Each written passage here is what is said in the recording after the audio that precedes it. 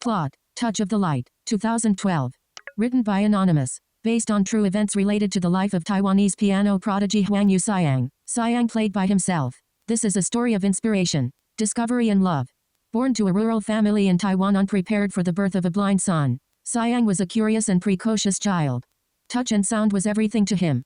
With the love of his mother and support of his family, he grew up with no barriers. That is until he had to face the real world as he left his family behind in order to attend university where he had to compete on the same playing field as the sighted students and to find his own way.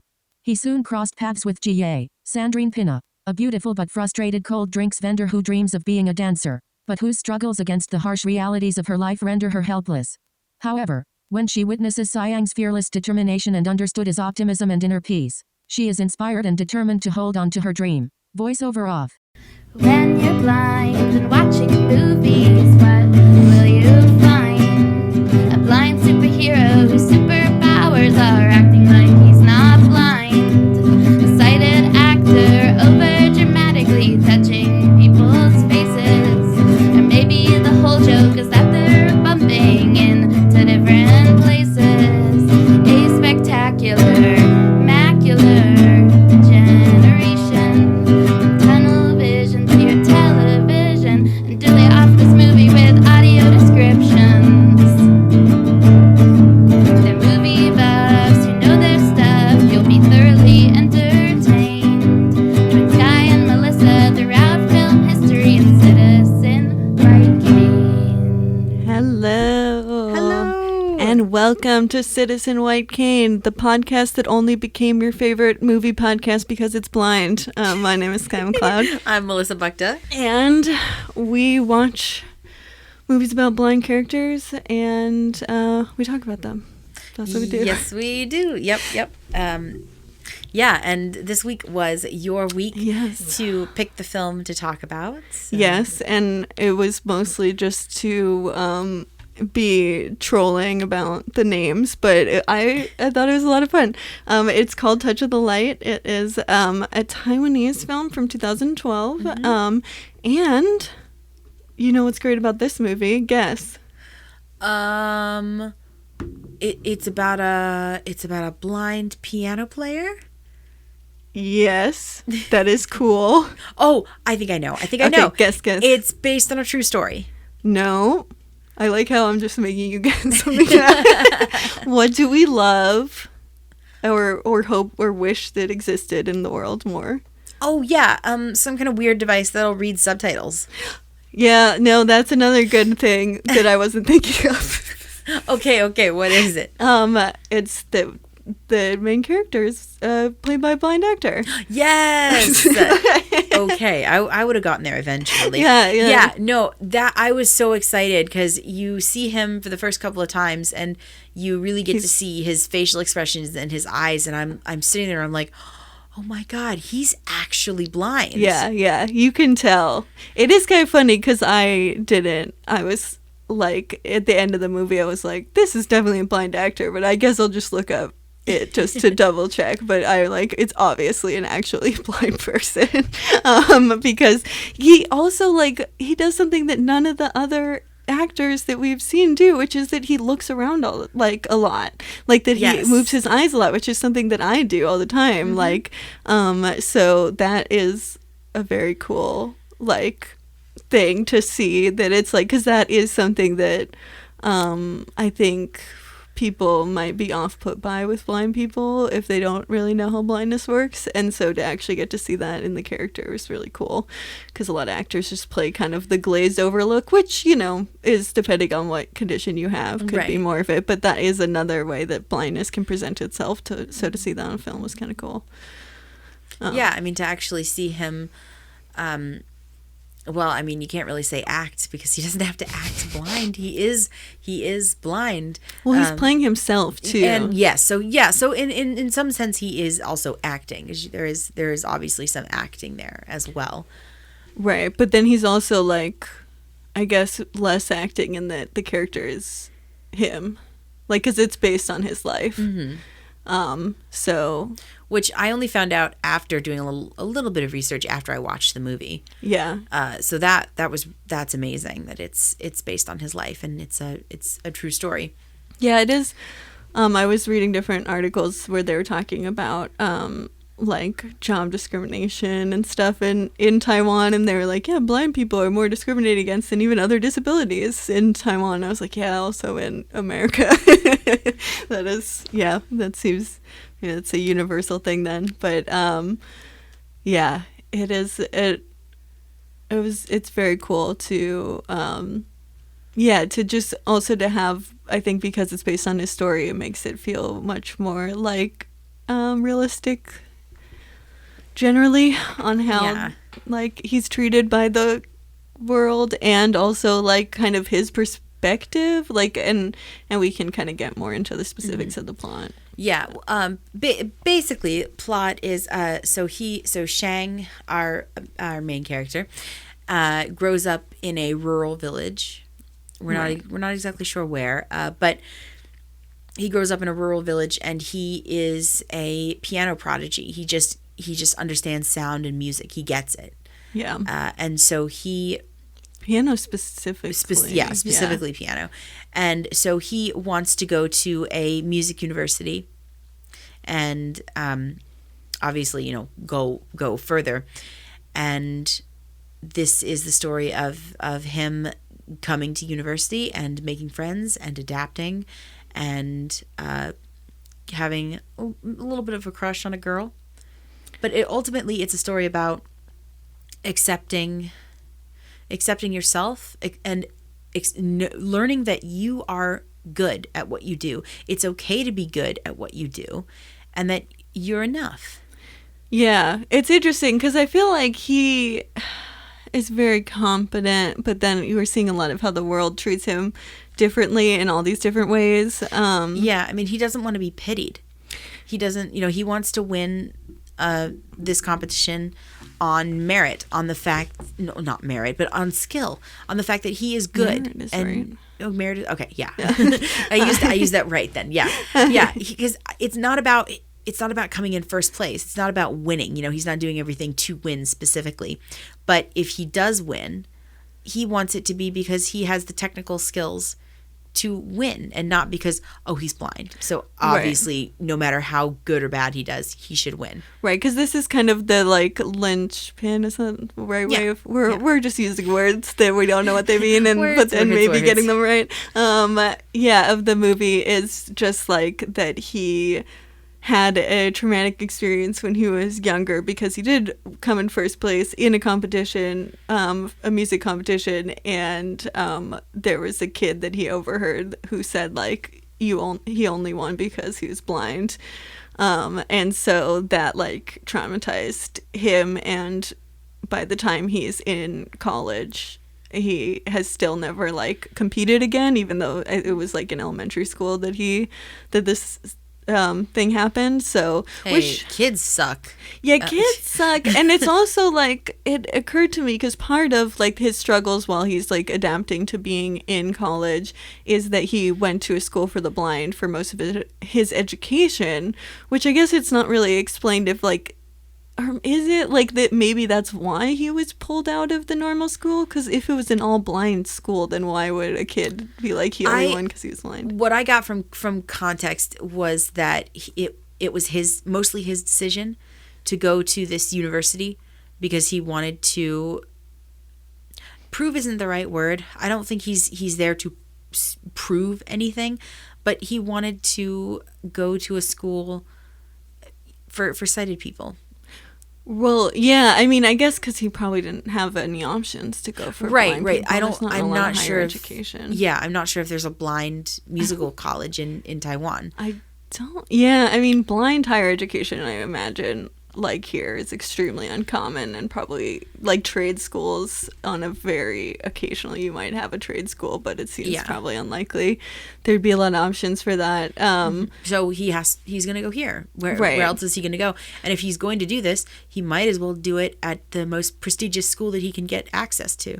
Right. And what I was referring to was just like when he was competing as a little kid, like that he was competing against sighted people. And so I was wondering, because part of his thing is that he is adapting to being in a sighted school for the first time in college. So like if he was if maybe he was competing with other schools when he won. I was just trying to figure out exactly when if he was like pulled out of sighted school as a kid after that situation, or I don't remember if they talk about it. Sometimes the subtitles would go so fast that the woman was not able to read them fast enough, so that I would occasionally miss something, and then YouTube does not let you very easily go back. No, so and you have to infuriating.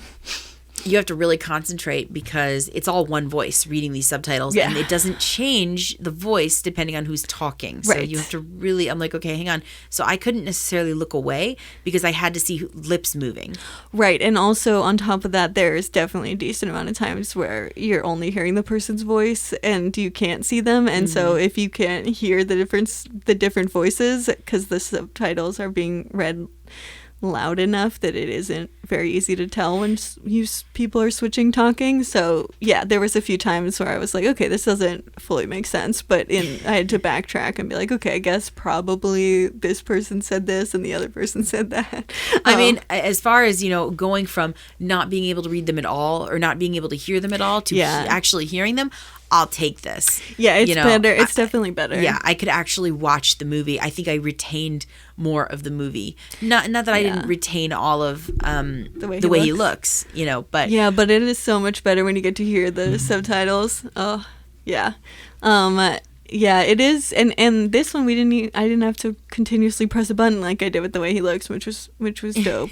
But it did mean that when I was controlling the voiceover, then at least I didn't miss any lines on The Way He Looks. Whereas in this one, because of the way it was set up, she would just not read all the lines. I think a couple of mine were dropped. Yeah, but for the most part, I heard everything. Yeah, so, it's nice. Yeah, very good to get to hear something.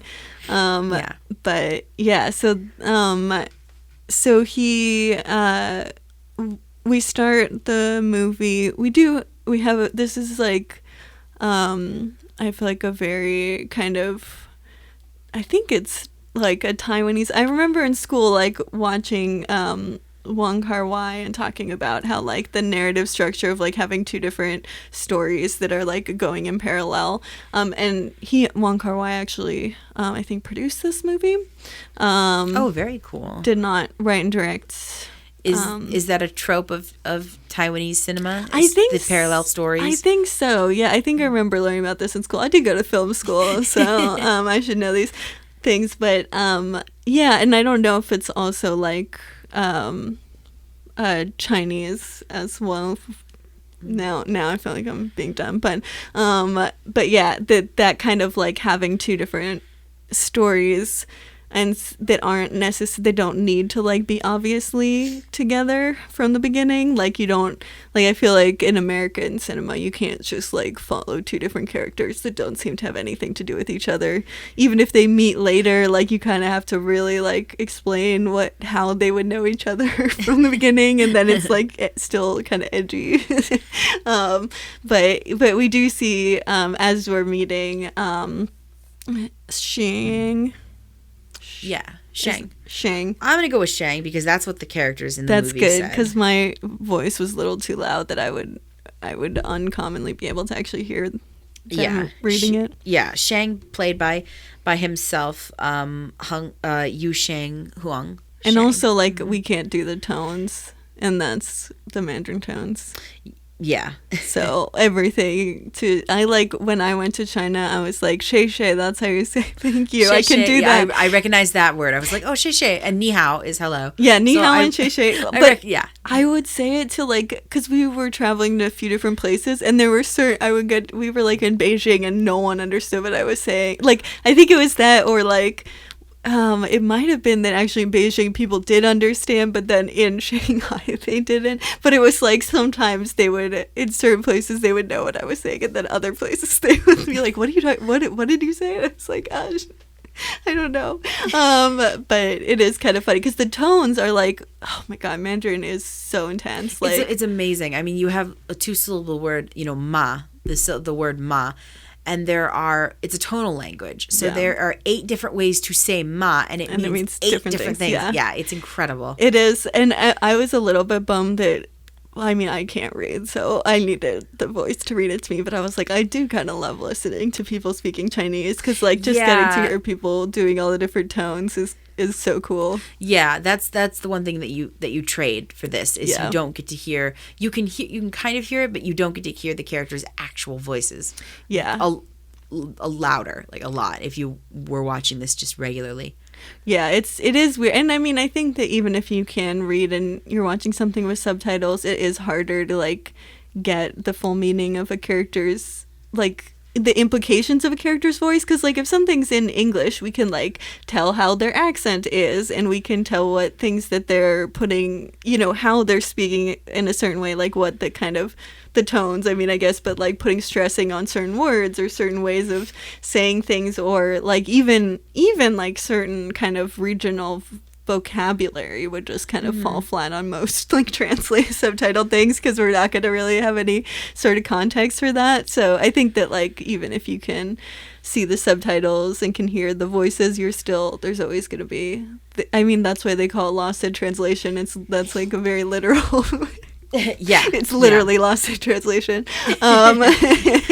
So yeah, but yeah, so we have the two characters. We get to watch the other character. Yes. So we also are watching the story of Jai. Yeah. Jai.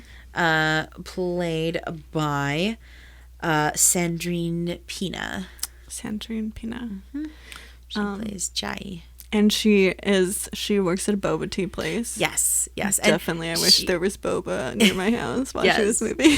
She has the coolest boss, too. He was such a wonderful, fun character, and he was so supportive. But he's also like, isn't he also ridiculous? Is he the one who tells her to smile? That first I was like, okay, you gotta stop telling this woman to smile. Yeah. Multiple people have told her to smile. Her boss is played by Na Dao Lin. Both characters have like a kind of like almost like a sidekick like character who's like vacillates for being offensive and like lovable. Yes. For Shang it's Ching, his roommate. Let's see. And it's funny because he says things that are ableist, and then the boss says things that are sexist, so I guess it kind of works. But then they'll be like, you know, silly and they're still very endearing. Yes. Oh, absolutely. The only person who isn't endearing is Chai's boyfriend. Yeah, he's kind of a douche. Yeah, because at the beginning, we kind of see her and her mom is kind of this. That's her character introduction. Mm-hmm. Well, I guess it's also the boba place, but like we see her family. Her mom is a very shop. Well, I guess shopaholic is a ridiculous term. Oh, Chai's mom? Yeah. Yeah, no, it's not ridiculous. She has a problem. Yeah, she's always it's a good deal. She needs to get help. Yeah. Yeah, I think she reminds me of my grandparents. Yeah, I think my grandfather especially. Maybe the character might have been put in there or presented as comic relief, but no, I felt so sad for her and sad and angry for Chai, who's basically supporting her and her family and still has dreams of her own that she's basically just hung up and put on hold for her family. Exactly. And I'm like, you're her mother. That's not fair. Yeah. And her mother's always like, you should get this job and you should get this job and you make the big bucks. And I'm like, oh, really? So you can just keep spending? Because Chai basically gives her entire salary every week so she can pay off her mom's credit card debts. Right. Which is a very, difficult position to be in. And so she doesn't have a lot of money, which it kind of gets set up at the beginning, but then like it kind of gets in her way when because she realizes as the movie goes on that like really what she wants to do is be dancing, and that you get the sense that she had danced in the past, I think, but that she like kind of had just put it on the back burner for as long as she needed to be working. And so we see her like she finds a free class And I thought there was going to be a little bit more like, oh, she can't do certain things because she doesn't have the money. But that doesn't really happen. It's like she finds a free class and then she's like competing and like. Well, yeah, because the teacher is like, oh my God, you've actually studied. You're really good at this. Yeah. Just like Shang. Right. You're really good at this. Parallel stories. Yeah. Why aren't you using your skills and showcasing your skills to your full potential? Right. Because you're really good. You should be proud of what you're doing. Right, and that you kind of see also that it is very internally gratifying as well. I was just listening to the Ice Castles episode to editing it last night, and it is kind of funny because this movie is very much the opposite in that it is so driven by the characters' wants of like what they're doing, and we like very much see a window into them as opposed to like circumstances. Yeah. It is very much, and you also see, I mean, this definitely is a common trope, probably because there is a lot of truth to it, but like we see that Shang's mom is like very, very overprotective, I guess would be the right term. At first. Over-accommodating, yeah. Yeah. Oh, yeah, over-accommodating I think is better than overprotective, because I don't think I didn't see her as a terrible helicopter parent. Like I got worried at first, but she kind of is. She kind of is. I mean, because she's going to university with him. She's not living there, but she helps him unpack. She helps him find his dorm. But then you see her multiple times watching him in class or coming to check on him, make sure he's okay. Coming to meet his friends, and right. The scene where she finally has to go because she has to leave. He's starting. He's going to be a university student now. She tells him what his underwear and his socks, which ones are his underwear. Right. But a blind person knows that. But in the end, she knows when it's time to step back and let him live and try and do these things for himself, and she's never pressured him. It didn't feel like if he wasn't a piano prodigy, I think she still would have loved him just as much as she does, even now that he's an amazing musician. And I mean, she's not a bad mom. No, I really liked her. I thought she was a wonderful mom. Played beautifully by Leah Lee, by the way, Shang's mother. There you go. I think that like. I think that like her character overall was, a pretty good mom, and it wasn't like super problematic. I think that like at the beginning there's definitely, she had a lot of reluctance to letting him go free in a way that did feel like it probably theoretically would have held him back, because we see how much he's unable to do because of that. So it felt very tangible that he like, is like a classmate has to walk him from class to his dorm. Well, and this brings up something that I noticed that I notice a lot in my everyday life and drives me up the wall. He is talked about in the third person while he's there of the fucking time. Yeah, while he is there in the room, and I'm like, why didn't you just fucking ask him if he needs help to get to the piano, if he needs help to get to class? And I think that is why, one of the reasons why him and his mom work so hard for him to get from the dorms to the piano room. Yeah. So that he can do it himself, so that the teacher isn't like, okay, who's going to walk Shang, to where he needs to go? Because that is literally what happens. That's literally what she says. And I'm like, why don't you fucking ask Shang what he wants? Right. And that like, it's it is kind of more like Ice Castles, but then we see how problematic that is. And people are telling him what he needs. This is sort of a story that I remember. It's not exactly the same thing, but it made me think of one time I was at the mall at my hometown with my mom. I think already had graduated college also, and like someone who was doing, I don't know, one of the ones where they like come up to you and try to convert you to a religion. Oh yeah, okay, like I almost said converter, and I was like, that's not right. Like a missionary. Yeah. Proselytizing is better. Is a better word. It wasn't like Mormon. It was something more kind of. It's Southern California, so you can kind of fill in the blank. But like this woman, like came up to my mom and started having a conversation with her about me, and was like, "Oh, can she see?" And I like kept answering her questions, and she would continue to talk to my mom. And my mom was like, "I'm so sorry, did I do the right thing?" I was just like in shock. Like I was just like, I had no idea what to do. It's just so ridiculous.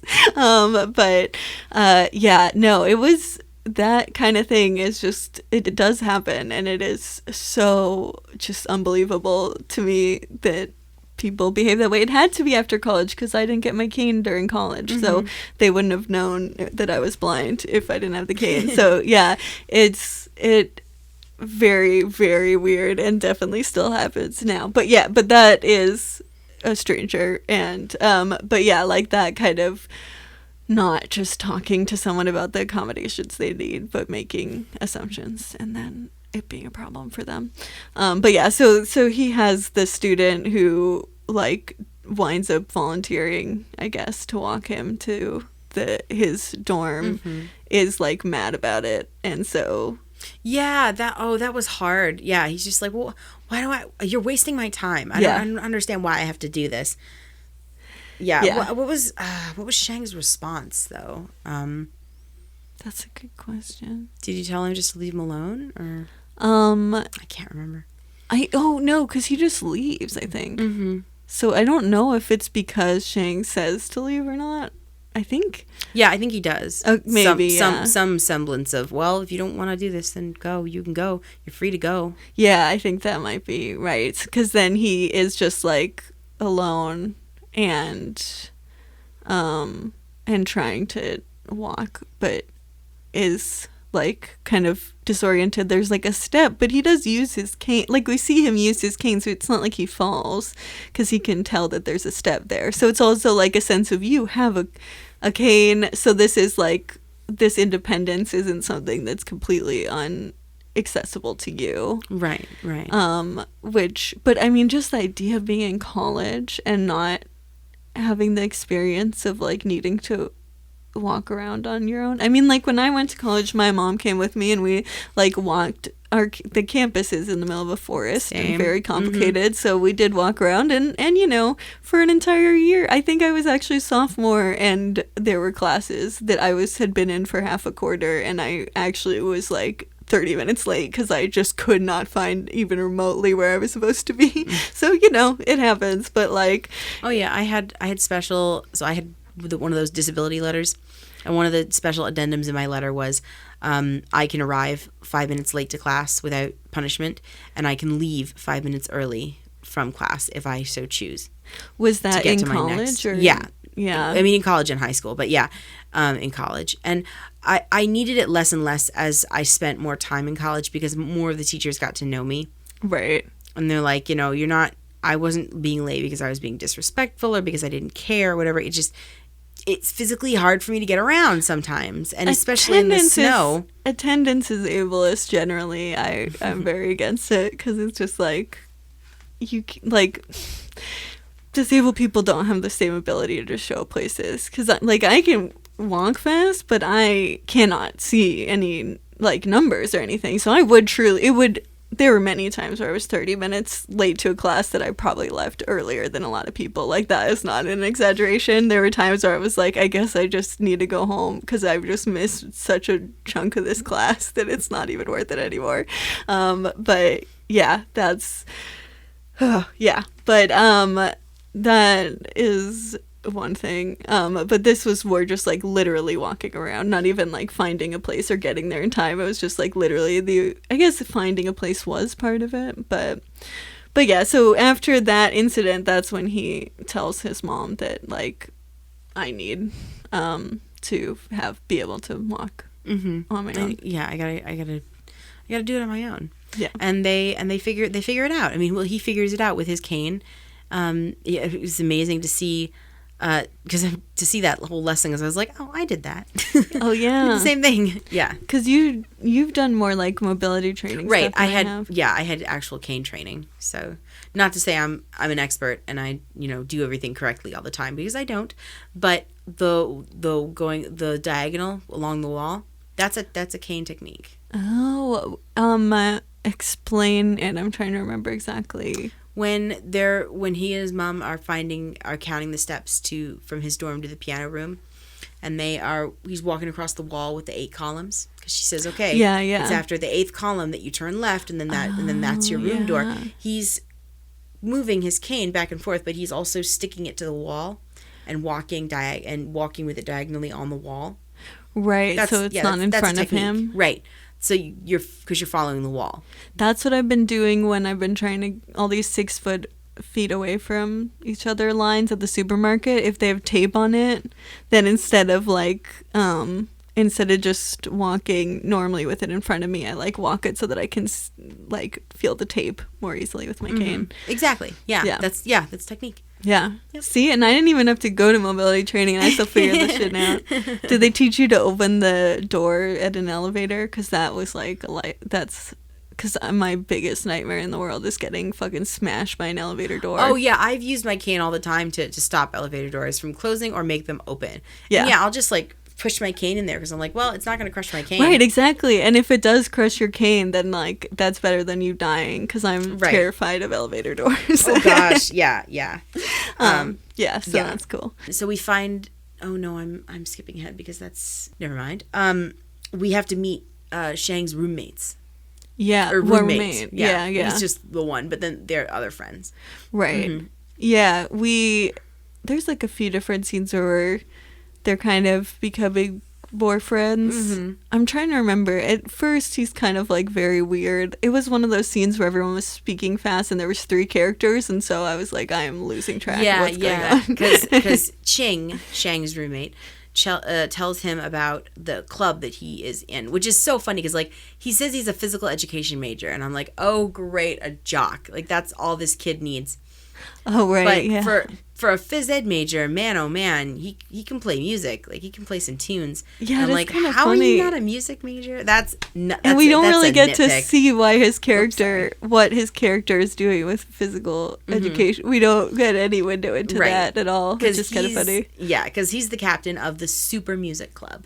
Yes. Which it's translated in the subtitles, so I was like, that is such a silly generic name. I wonder what it actually, if that is, how much of a direct translation that is from the Mandarin. Because imagine actually calling something that, because they use it as a band name.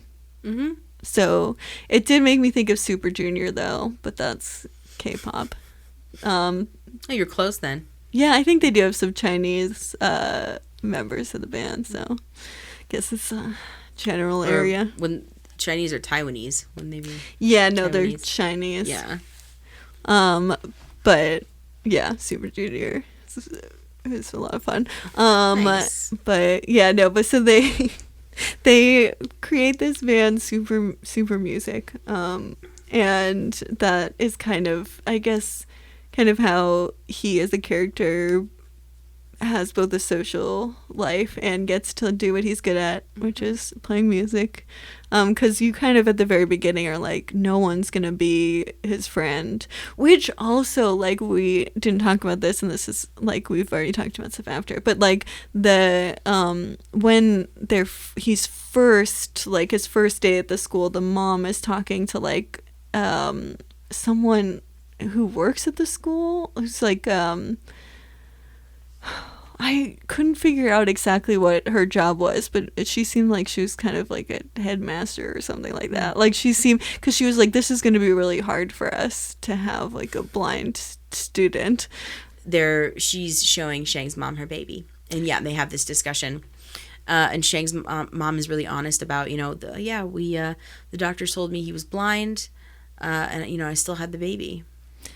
Yeah. Oh yeah. That's how the conversation starts, and it's kind of I guess exposition also, but it's funny because she that whole scene, a lot of that was very weird and questionable, because she says something about how like she was like, well, I wanted to like give him up, but then I thought, you know what, he can walk, he can talk, like he can could do sing. all these Yeah, things. yeah. And I was just like, wait a second, why is that the cover that you have? It's just that he's still abled in other ways. Like, he may be disabled in one way, but at least he's also not disabled in other ways. It's like, you don't have to be able to do all those things to still like be what's the right word, like a child that you shouldn't just give up offhand. you know it made me kind of sad, because it's also like, if you have to accommodate a disabled kid already, then can throw in some other disabilities. It's not that big a deal. But I don't know. So that's her. But I don't know. What do you think of that? Well, I mean, I was grateful that she, kept her child. I mean, I don't know much, I don't know much of anything at all about Taiwanese society, or, the rate of women who find out maybe that their baby is disabled some way in the womb and decide to, just terminate the pregnancy, because they do that here. That is true. That's a big thing here that makes me so mad. Yeah. No, I mean, from every article I was reading about the movie, and it seems like in Taiwan, the relationship with blind people is exactly the same as it is in America. They're like, yes, it's a cultural thing, a Taiwanese cultural thing, that like blind people are like discriminated against in jobs. I'm like, that's not a Taiwanese cultural thing. That is definitely a world thing. That is a thing of humans. But yeah, that was funny to me. But yeah, so that's her. And then the headmaster person just being like, this is so hard on us, like it's a burden for us to have him, is basically the implication, which is just very, I was like, oh my god. Their school is not set up to handle disabled students. That's kind of on them, though. And that is true. That is true. And I mean, unless you're a disabled school, what school is? Unfortunately, right? You have you have behavioral departments and disability departments and disability helpers and counselors and everything, but your school, it's fundamentally not set up to have a disabled person. Yeah, which I guess in this country there always has to be this facade because of like ADA, and like people don't really even come remotely like to the point where they fully follow it. So I think that like you have to at least pretend like it's accessible. Though I don't know. Another thing I was reading that article, they were like, yeah, there's like some infrastructural things for wheelchair people in Taiwan, but then there's not a lot of thought put into how blind people access the world. And I was like, again, not a Taiwanese thing. That is also very American. But yeah, so that that kind of like her being so blatant about it, I thought was kind of interesting, because I feel like you wouldn't necessarily have that in the US. You wouldn't have someone blatantly being like, this is hard on us, you're giving us a burden, which I don't know, maybe could also be that the translation made it seem more weird and passive aggressive than it is in the original language, because I could see that being true, because it is like something that could be like, we're gonna have to do a lot of work to make this work, but it's something that, the implication is it's something that we want to do, but we still have to do work to get it done. Like that's very different than if it's like someone who's like, this is hard for us, like you're making our life harder, basically. Like, and I could kind of see it coming off as one when in another language it was meant to be the other, I don't know. But yeah, so that's kind of the world in which these characters inhabit, or at least that Shang lives in, specifically. But yeah, so we kind of get a sense of like what the beginning of his transition from from like high school. Well, not only high school, but his rural village, and now he's moving to a bustling city. I don't think it ever says what city he's moving to, but yeah, I don't know if they specify. But basically, village to city. And doesn't he have didn't he go to blind school too? Oh, yes. Yeah, he did.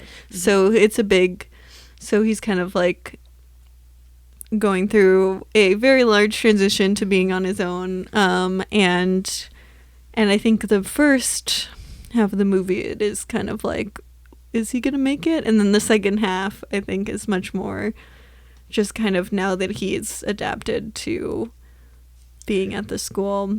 Right. Kind of more just the intricacies of him and Shai's like experience with dancing and kind of her relationships. It's interesting because it's kind of set up like a love story between the two of them, but it's not really a love story. No, they never, which is so refreshing. They never get together. They have this wonderful platonic experience. Yeah. And they find out that they're both dreamers. They're both hard workers. They're both reaching for what they desire. Chai just kind of lost her way a little bit. Yeah, because she is kind of, I mean, we started to talk about her trajectory with dance, but as it goes on, she kind of starts to reestablish her dancing and getting better at it. And like she's taking the same free dance classes that her boss is taking, actually. Oh, yeah. They meet up and he kind of sort of goofs around with her. You know, you do this, but you better not be late for work the next morning. Right. He's actually the coolest boss because he wants her to succeed. I mean, he's willing to pay the tuition for her to get into the dance program in the international dance program. Oh yeah, does he do that? Yeah, he says he'd pay. Because doesn't he say that he'll only pay if she wears like a shirt for the boba place? Oh, that's also true. He's That's ridiculous. the one exception. Like, I'll pay, but you got to wear a boba shirt. Oh my god, I think that's so a fair silly. deal. I think that's a fair trade. I mean, yeah, I guess so. He's just really sweet. Yeah, but he tells her to smile more. That's true. That's a little creepy. Like, I don't care if she's your female employee or your friend. Don't tell her to smile more. That's weird. Yeah, it's very silly. He's a very silly character. The comic relief. One of them. There's a couple in this movie, but well, yeah. Also his roommate. Yeah, their relationship kind of like in the movie. yeah. Well, they meet coincidentally because Shang is going somewhere not to class. No, because he teaches at the primary blind school. Yeah, at the blind school. Yeah, so Shang is trying to go to the blind school, and there's construction on his usual route, so they tell him to detour, whatever, and he gets lost. Yeah, I have been there. I totally get that.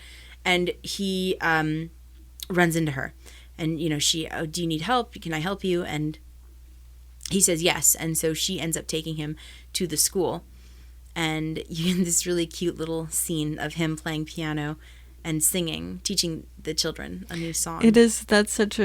I love seeing him work with them. I really like when we get to see blind characters who are interacting with, like, as a mentor to other blind people, because that's something that happens in the dark too, and I really love that. Because I feel like that is something that I would love to see more of just generally. Because it's a really nice, it's something that I want in the world too, to have like more, because it always bothers me that a lot of people who work with blind people are sighted, and I think that should be only blind people basically, because I think that like having that mentorship, it makes it seem more like this is, that you can be self-sufficient and that you can like have you don't have to be dependent on abled people your whole life, like, and I think that's super healthy to like instill that at a young age in these kids. Who better to teach you about being blind than a blind person? Which is so weird how foreign that is, to some people. I don't know. He's like, it. Yeah, but I love any scene where you get to see a blind person. It's a really sweet little scene, and they're singing about plum blossoms or something. But Chai is sitting in the corner, kind of watching all of this, just like smiling. Yeah, and they part of it is that the piano, he like, because he's like playing them the piano, but he is talking about how a conductor in an orchestra conducts all the different parts, but they do it visually, so we can't see that, so we have to like hear the vibrations. And it's like, this is, and that again is why I love that kind of like thinking, how important it like kind of demonstrates how important it is to have blind people helping blind kids, because that insight, I think you kind of get a sense of like, this insight is blind people insight, and I really love that. But he's having them like feel the piano to like feel the different vibrations, and they're in a music class, so that's, but I think they play other instruments. We kind of see them all singing around the... Yeah, I remember someone brings out a drum and a tambourine or something, I think. think. Yeah, I think so, yeah. But it is kind of funny because we see this one scene, but we don't really we just kind of have this window into something he does, but there's no real context around it before or after, which I kind of... It is funny because I feel like it's a very anti-Hollywood thing to just be like, and this is, we don't need to know everything in their lives. I think the moment is designed to show Chai, even though he was lost and she had to help him, get to where he needed to go, he is still incredibly intelligent, incredibly capable, incredibly charismatic. He doesn't need her to hold his hand. Right. Totally. Yeah. I mean, and I think that, yeah, it is definitely a way of showing his competence. And because I think, does she do the thing where she's like, oh, poor blind person, when she first meets him? Well, because he's lost. And so I think that's like, that is a time where, that happens all the time. And it is a time where you feel very vulnerable and also feel very incompetent when you're lost and someone has to help you. And I think you can feel like, oh, I'm not allowed to be independent in those moments. And so to see that, but then also see him in his element and kind of, and understanding the difference in what capabilities he has, like that it's not, that it just not having abled capabilities does not necessarily mean that you aren't fully capable and have, capabilities that sighted people don't have. But yeah, I think it's funny though that he has this class and it's not like, I don't know, I feel like in Hollywood you would have to establish that class beforehand and there would have to be like a little bit more context around it. But I like that it's just like, yeah, he's there, and then that's the one scene where he's doing the class. We just know that he is going there and that it seems like it's a regular thing that he does, but we never see it again. And in the classes in university, comparing it to his class, he's always talked about in the third person or asked if he needs help all the time, or kind of sort of, I wouldn't say shunned by the other students, but kind of the other people kind of stay away or are a little standoffish. Yeah. And this is him being the teacher. Yeah. Leading his own class and doing a fine job. Right. That he kind of, and that it also, we see the first teacher is the one who's like, oh, we're doing a test, I'll just show you, oh no, it's not a test, they're just like playing, and she's like, oh, I'll teach you your part after class. And so he's just sitting there the whole class just like listening to them play, and then the teacher has to leave, like, or there's something that happens and she has a substitute who comes in for a while, and it's the substitute who really is much more kind of like has a better way of dealing with it, because she's like, we introduced to her and the first thing is she tells him to like come up and start playing what composer is it? Beethoven. Beethoven. She asked him to play a piece by Beethoven. Right. And so he's like, it's kind of like leading with his talents and expecting him to be able to do things and not just making him sit there idly. And it's also kind of a reversal, because then he's the only one playing and the whole class is listening to him instead of the whole class playing and he's the only one listening to them.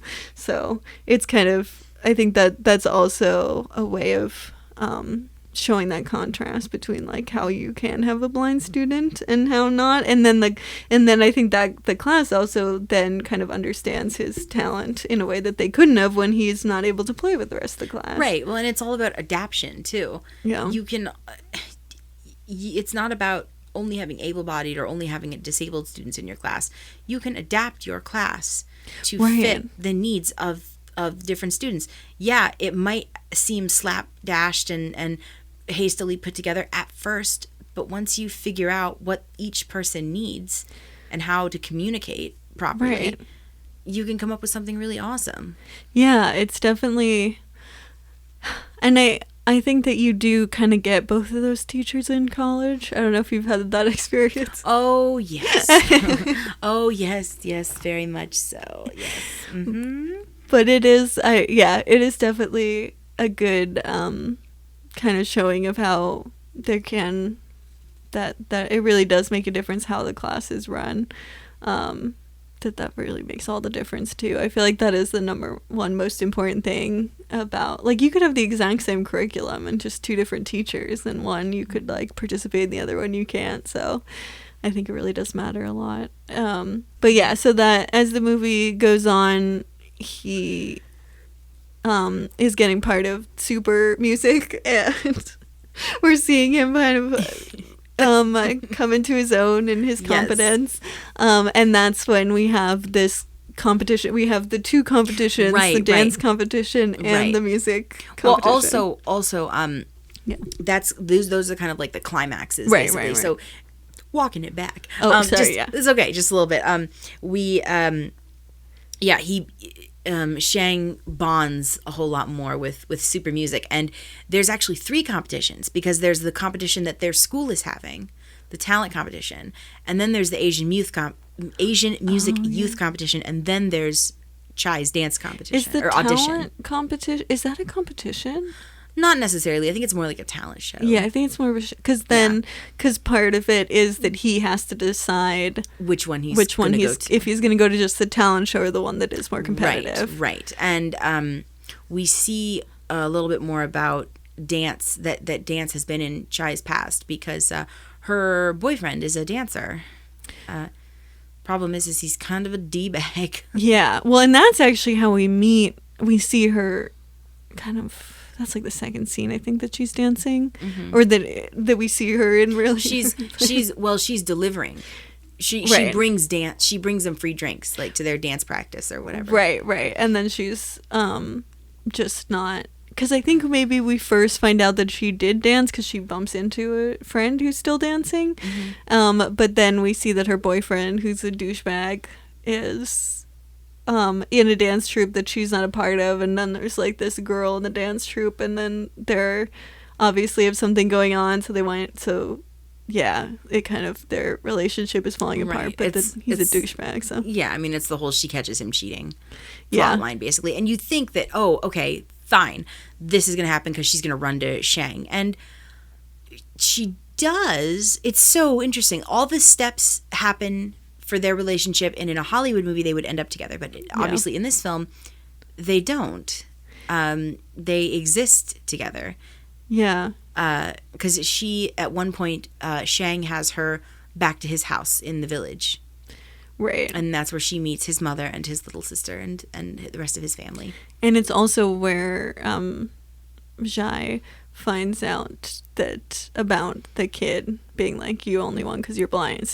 And it's kind of where we get the context for that story, and we find out that he has not competed because of that since. Yeah. So, and we also get to see that he has all these tape recordings of different sounds that he's made over time, and it is interesting because we kind of get a window into his life, but we're really getting it from Jai's perspective of what his life is. We don't, because we see him at the very beginning, we do see a few establishing shots where we're kind of getting a very vague snapshot of like, you only won because you're blind. We're in like the rural area, he's leaving for school, but once you have the two of them near the end of the movie, you get much more context and much more of a window into his, like, what his life was like at home before he went to school. So that is also kind of, I feel like, a less Hollywood structure of like kind of getting a better sense of who he is close to the climax of the movie, like, and getting a window into his past, basically. When his little sister is bugging the crap out of Jai, she's like, "Are you girlfriend? Are you his girlfriend? Are you guys together?" No, no, no. And Jai never really answers, and Xiang never really answers. Yeah. They just, go off and go to the beach together. Yeah, it is kind of funny. It is weird because they don't. Yeah, they acknowledge with the little sister that's a question people are having, but yeah, they never really answer if they're a couple. Yeah, I wasn't sure how I felt about it. I don't know. I mean, I think that it is probably coming from a Hollywood perspective, but I mean, I like the fact that they, if we think about the movie as two parallel stories, which is what it is, and then we get to see these two stories connect and be with each other, and then they stop connecting. I mean, they don't necessarily, I wouldn't say break apart, because they're still friends. They're still friends, and they're the ending of the film doesn't necessarily hint at it, but it leaves room for the fact that there could be something more, right, to their relationship.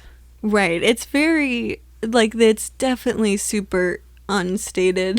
like it could easily be that they just have a friendship, and it could easily be that they're romantic. There's no real hinting at either one. I like that ambiguousness. I mean, in Hollywood movies, they're going to get together at the end, but that's not necessarily how every single relationship works. Right. I think that I generally do agree with that. The one thing is and maybe this is just where I am in the world right now, but the fact that this is really a story about passion, but it's also like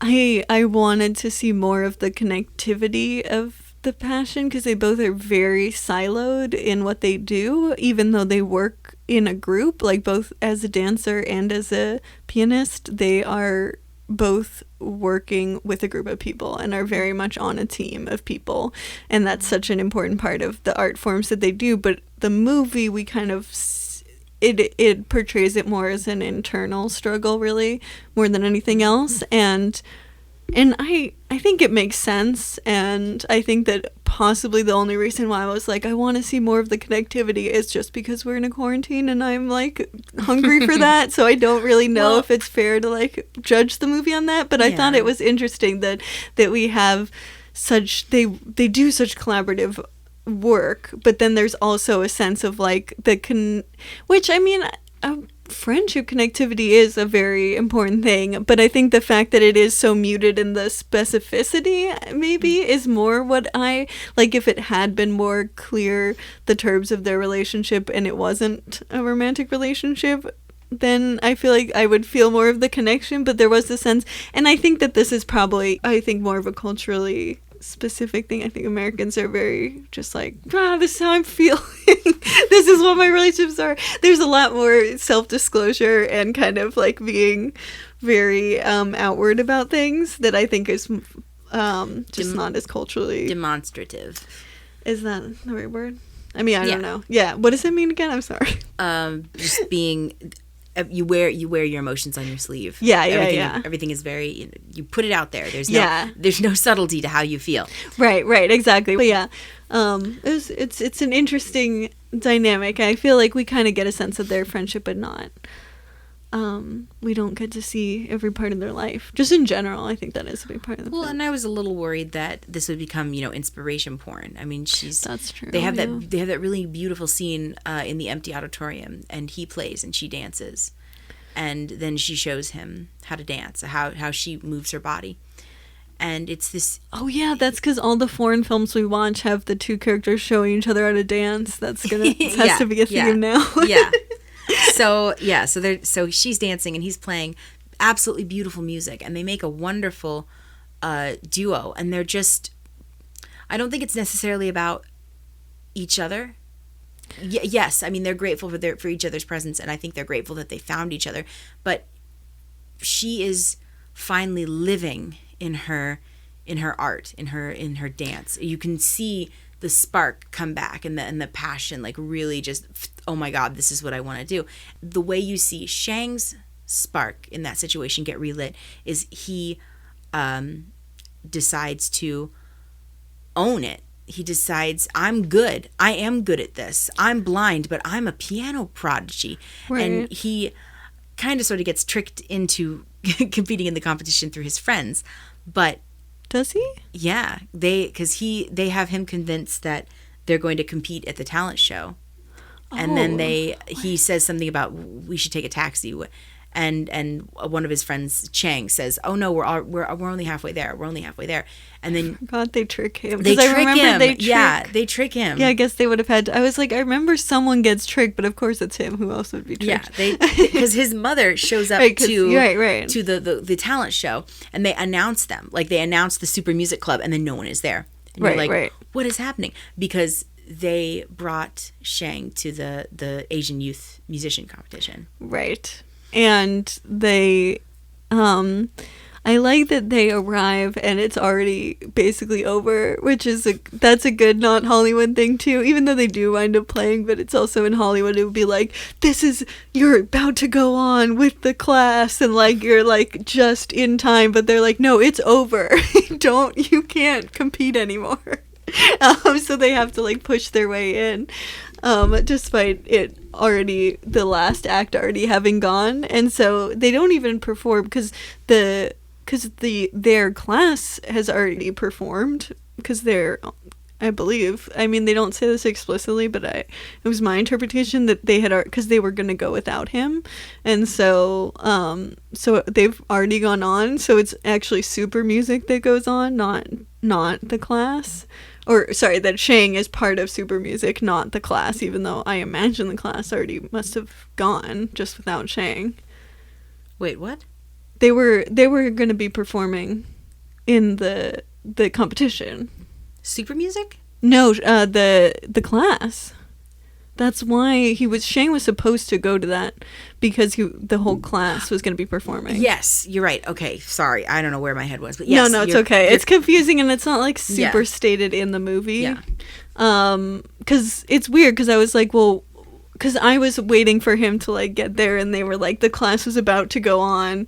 But they probably just must have already gone. I think maybe they say this offhandedly, but like, you have to assume they already went because the class had gotten a replacement for Shang to go. So then instead of him going with the class, they go on with Super Music, and then we see they rock out is what they do. Yeah. They do their thing. I mean, they're awesome. It's so cool. It was so freaking cool, and they're just jamming out on their instruments, and yeah, it was great. It was awesome. And then I love how this is, and I'd love to get your read on this, but at one point the lights go off in their performance.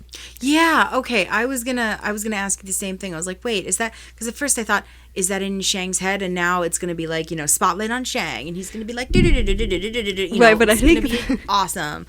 I think they turned the lights off so they could try and get them to stop. Is that, yeah, I think that, because that's what it seemed like, yeah, that they had turned the lights off, like kind of like at the Academy Awards where they play people off with the music. Right. They do that, but then he's blind, so he's just completely unfazed. Right, so yeah, Shang just keeps going to town because the lights don't matter to him. He can play in the dark. Yeah. Which is pretty, I love that, and I think it's like kind of a solo for him. At that point. Treats it as a solo because everybody stops you playing. Can't tell if it was supposed to be or not, but it is. But I do love that kind of. I feel like in the things we've been watching recently, there's been more of that, like blind people don't know when the lights are off or don't care. That keeps happening.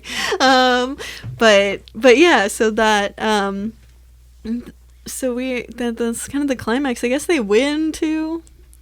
Well, is Shang? Yeah, I think they win. Well, no, it's never stated if they win. I don't think, and if he advances, to the next round or whatever. I don't remember it's ever stated that they win. I think the whole point was Shang finally got the nerve to compete and to embrace his talents and to to let himself shine. They do get a standing ovation. Well, yeah, they deserve it. It is, yeah, I don't know why I remembered them saying something about them winning, but I might be wrong. It's not, I don't remember it super well, so I could be misremembering. But maybe it's just more of a Hollywood thing. But we do know that, that Jai does not get the thing that she's auditioning for. Mm-hmm. Right. So, but she puts her heart and soul into it. It is weird because she performs with no music. Mm-hmm. Why? I think by that point it was all about, she wanted to feel every movement. Because her teacher was always telling her about, the breath and feeling every heartbeat and feeling every cell in your body as you move. Yeah. So at that point, music isn't necessarily important. Yes, that's true. I mean, I like that music is a way of making your body be part of music. So, well, for the dance, Xiang's way of making music is to play the piano, is to make actual music. Jai makes music through loving herself and moving her body. Her body is music. Right. Yeah. I mean, it's interesting because I always think of dance as the other way around. That it's an extension of music. But yeah, it is definitely, I don't know. I was just like, oh wow, it's a bold choice to not have any music. But then yeah, I mean, I guess it kind of works as a mirror story that she doesn't have music. And he, I mean, doesn't have dancing, obviously. Why would he? He needs to be at a piano, so he can't really do a lot of dancing. But yeah, it is, yeah, I think, I guess that's kind of most of the movie. Yeah, and the very last scene, we see Xiang at a coffee shop, and Jai joins him. Because remember, she leaves him a tape with her kind of confession on it, basically. Oh, yeah. And that you've inspired me, and I'm going to go try out for this, and you're a really important person in my life. I'm majorly paraphrasing here, but something like that. Yeah, basically, because and it's really cute that she does it that way, considering he records everything. Right, makes sense. Mm-hmm. But yeah, the last scene is basically they're sitting at a cafe together, and she sees he has the tape recorder, and she asks him, what are you recording? And I think he just smiles, then the movie ends. I think that is it. Mm-hmm. Yeah. And then you see these little real movies of them and super music just kicking it and having fun. Riding 4-wheelers and goofing around, and yeah. I couldn't tell if that was kids. them as the cast or them as the characters. I know, it was the same way. I was like, this is really cool, but because Xiang is driving the 4-wheeler in a bunch of them, and I'm like, okay.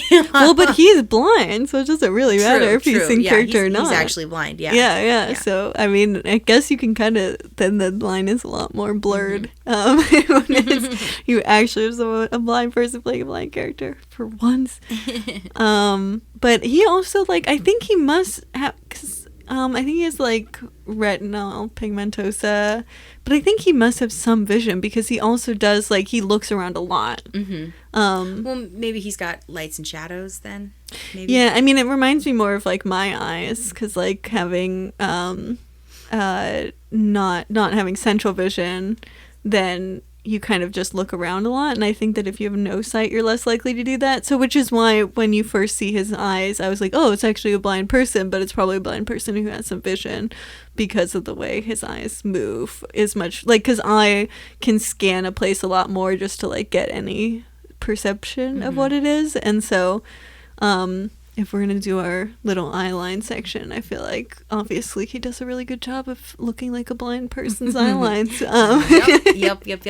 And it's nice to see a director that doesn't force him out of doing what blind people actually do, with their eyes, that it isn't the most conventionally blind eye lines. Right. It's not that it's just completely glazed over, it's that it's much more actually some real blind people wouldn't have their eyes work like that. I mean, obviously some other real blind people would have them, like, you know, unfocused. That's another thing, but it is kind of cool because it's a very underrepresented kind of eye movements of a blind character. And it's also why from the beginning you're like, oh, so real blind person, because you could never imagine a director being like directing someone to have their eyes like that kind of blindness. Right. Well, and I looked at the way, yes, his eyes and the way he moved his head and the way his eyes moved, but it's just the way he navigates and touches things. Yeah. He touches them like a blind person would, not someone who is sighted, who is trying to play blind. Like he you could tell that his hands were getting information and from his surroundings that way. And that's when I was like, oh my God, he's blind. He's actually a real blind person. Yeah. You can definitely tell that it pays to cast real blind actors. Yes. But yeah, do we want to also do our blindness acuity? Oh, I think so. Sure. Awesome. Do you want to start? Yeah. Sure. Okay. So, easily, I'd say like 2,600. Nice. Yeah. I mean, you cast an actual blind person who's telling their actual story. This movie feels real and not contrived, and I like that we don't know the outcome of Chai and Xiang's relationship. That's not important. That's not what the story was focusing on. This story was focusing on passion and drive and what makes you happy and creating and being okay and accepting, you know, what you're given and your talents and being okay with showcasing that. Yeah. You're a talented person. Go do that. Use your talents. And yes, you're definitely going to run into circumstances where people are going to pity you because you're blind or disabled. And that sucks. Like, I wish people wouldn't do that, but unfortunately that's going to happen. But it's your choice if you want to stop or if you want to keep going. Yeah. And just fine. You know what? You can think what you think. I'm going to think what I think, and I'm going to keep going. Yeah. I mean, I think for me, I'm going to give it a 2,400. I think I think everything you just said is totally correct, and having a blind actor, having it based on their experiences, I mean, really shows. I think some of the ways that I think it shows different kinds of people being ableist in a way that's not unbelievable at all, but it is, I think sometimes I just get sad when I see that, and it's not like, it's hard because it's like you have to balance how much is it just important to show real people's opinions and how problematic they are. Like, that is important, but then also sometimes I'm like, I want to see a blind character that doesn't have people who are very, like, you know, holding them back in certain ways, or like having those things that are very, like, you know, like the kid who's mad at him for like needing to walk him, or or just the fact that his mom, like, it has a lot of trouble with, like, kind of letting him be independent, and that's a different kind of, like, it's not an aggressive kind of ableism or anything. No, yeah, his mom is actually really amazing. I love his mom, and I think you see her grow. I think she loosens the leash. You know? Yeah, and I think that, like, I don't think either of those are incorrect, or like, or, I mean, the kid is was a bad person for doing that, but also, I mean, like, you can kind of say, okay, well, both of them have a point, but I think sometimes I'm just like, I just want to see a blind character that's really just super, like that doesn't have to just kind of deal with it, and we see that each time he just kind of has to go along with it, and I just enjoy seeing people who kind of are more willing, well, maybe not willing, but more able to, like, fight back in different ways. Maybe that's just personal preference, though. But I think that, like, 2400, still very good. And, maybe that is his actual vision, because if he does have some vision, that could be actually closer to his than complete blindness. So yeah, that's my rating. Yeah. Oh, I mean, overall, I'm really glad you picked this. The joy of doing this with you is I'm seeing so many things that I haven't seen before and gotten to experience. I would definitely recommend this. It's just a really small, beautiful, also very well shot film as well. The cinematography is it's very pretty. very pretty. Yeah, it's a good it is. It's a good representation one to show. It goes on the good representation list, and it's literally free on YouTube. So yeah, and you can get your voiceover to read the subtitles. So yes. It is totally worth checking it out.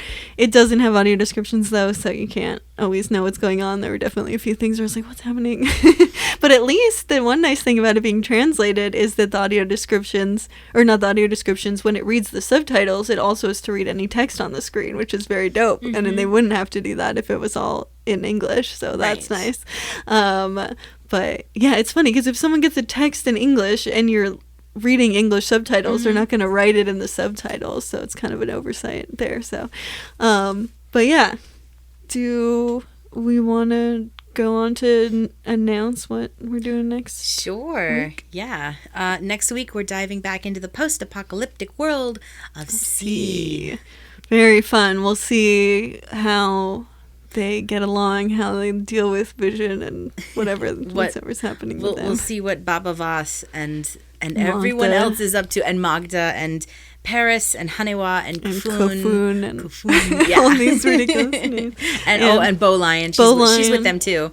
Oh yeah, and what's the general's name? Tamakti Jun. Tamakti Jun. This is like my favorite name to say. Tamakti Jun. That's why I tried to remember, because it is the best name to say. Yeah.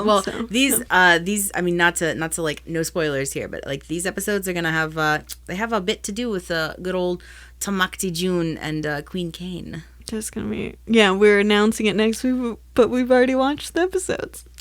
We're prepared. Yeah, we're very prepared for our own podcast. And what is the thing that you're enjoying this week? Oh, that's very easy. Because this thing has blown us all away. Someday. Oh my gosh. Yeah, I know. I could go on and on and on. Obviously, what's been making me happy this week, what I've been enjoying this week is Hamilton. For the one person listening to this podcast that doesn't know, Hamilton is now streaming on Disney Plus. It dropped. The Hamil drop happened July 3rd. Its official name? No, it's what I am calling it. Okay, That is good. my official Trademark. Trademark me. No, it dropped July 3rd, and I've watched it with groups of friends, and it's a really amazing experience. I mean, not only are you making this Broadway show accessible to anyone who wants to watch it. Does it have audio descriptions? I did not try it with the audio descriptions, but I will find out. Might, because I know it's Disney. Disney Plus. I watched High School Musical, of course, and they had audio descriptions. So yeah, I should check, see if it does. I don't see why they wouldn't. It would be a little difficult to insert them because this musical is sung through and through, basically.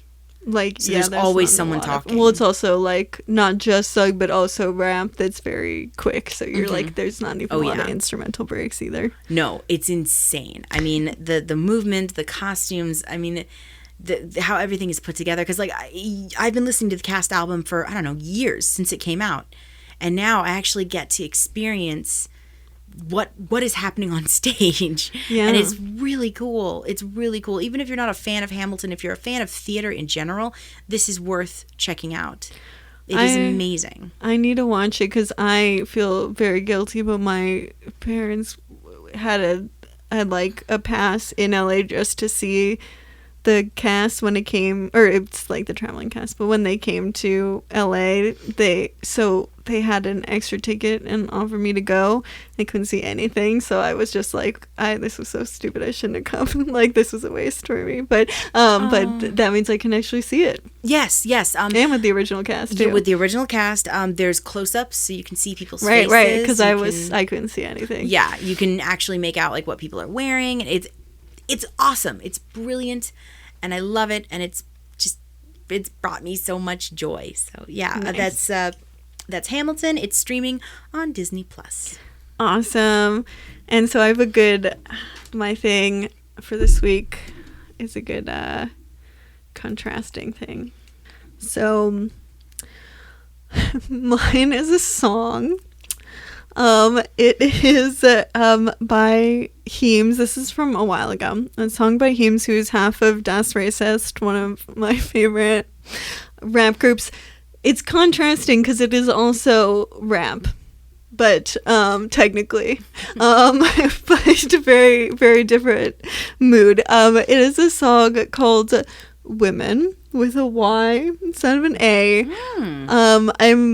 It is just so silly and ridiculous, and here I'm going to play just a little bit of it. Women used to watch Dawson's Creek, and they used to watch 90210. They like to watch shows. Some of them don't. They like to read prose. Some of them like to date pros. That's professional.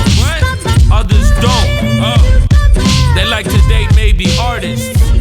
Yeah. So that's the song. That's absolutely fantastic. It is one of my favorite songs ever. It is just so ridiculous. It starts where he's like, I have to write a song about women, but then I said I don't know any women. Oh no.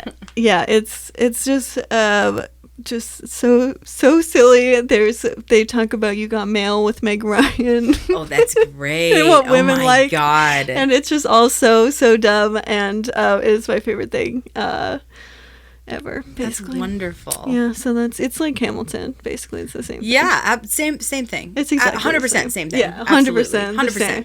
100,000% yeah, same thing. Yeah, Heems. But Heems is dope, and just and Kool-Aid, who's the other half of Das Racist. I love both of them, and even though they don't do Das Racist, either of them, they both have awesome solo careers, and are both definitely awesome people to check out.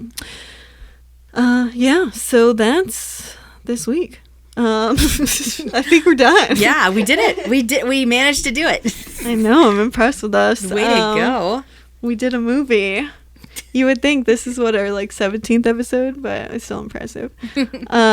Okay, so do you want to follow us on the internet? You can, actually, it turns out. First, our theme song is by Lucia Fasano. Then, if you want to follow us on the internet, our Twitter is White Cane Pod. Our Instagram is Citizen White Cane. On Facebook, we're just Citizen White Cane, and you can send us an email to citizenwhitecanepod@gmail.com. If you'd like to send us a voice message, there is a link in the show notes. Do you know a lot about Taiwanese filmmaking and story structure? Do you work in a boba tea shop with aspiring dreams of being a dancer? And do you have a bunch of little children that feel the piano when you play it? And how cute are they? We want to know all these things, and just how you're feeling today, what you're up to. You can leave that all in a voice message and send it our way. And yeah, rate, review, subscribe. Please. Do it. Yes, please. Yes, please. Tell your friends. People have a lot of time on their hands, and it's a good time to I think this is a good time to think about different minority groups in general, and consuming a lot of different media that runs the gamut. And this is an often overlooked category. I don't know why I got very serious. But yeah, that's how I'm feeling. Okay, well, on that note... That's okay. On that note, we're going to do C next week, so we'll see you then. All right, see you then. Bye. Citizen